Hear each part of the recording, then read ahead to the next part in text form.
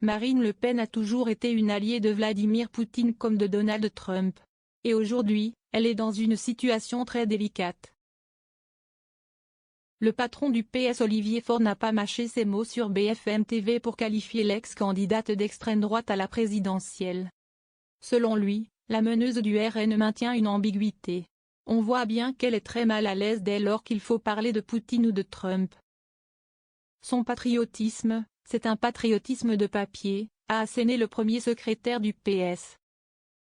La leader du Rassemblement national, Marine Le Pen, a estimé vendredi dans un entretien au Figaro que la première des menaces pour la France n'était pas la Russie mais le fondamentalisme islamiste et que Donald Trump tient ses promesses. Pour Olivier Faure, Marine Le Pen est d'une certaine façon l'adversaire de l'intérieur. Je ne veux pas d'une paix russe. Elle est sur les canons de beauté qui sont ceux du trumpisme aujourd'hui, a-t-il poursuivi, estimant qu'il n'y avait pas de différence entre les leviers que Donald Trump utilise pour convaincre l'opinion américaine et les leviers qu'utilise Marine Le Pen pour convaincre l'opinion française. Elle est une extension du trumpisme. Moi, je ne veux pas d'une paix russe. Je ne veux pas que, parce que Donald Trump a décidé de tourner le dos à l'Europe et de se concentrer sur l'Indo-Pacifique, considérer que n'importe quelle paix serait acceptable, a-t-il ajouté.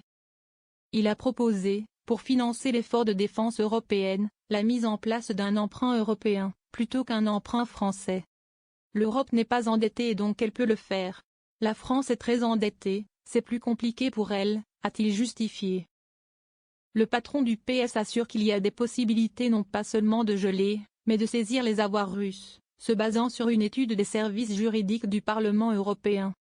Olivier Faure a enfin évoqué la possibilité de travailler sur les paradis fiscaux européens. Pour demander par exemple au Luxembourg ou à l'Irlande d'arrêter d'exonérer de toute fiscalité les GAFAM et les grandes multinationales américaines sur notre sol. Et le civisme fiscal des plus riches, qui ont gagné 100 milliards en 7 ans.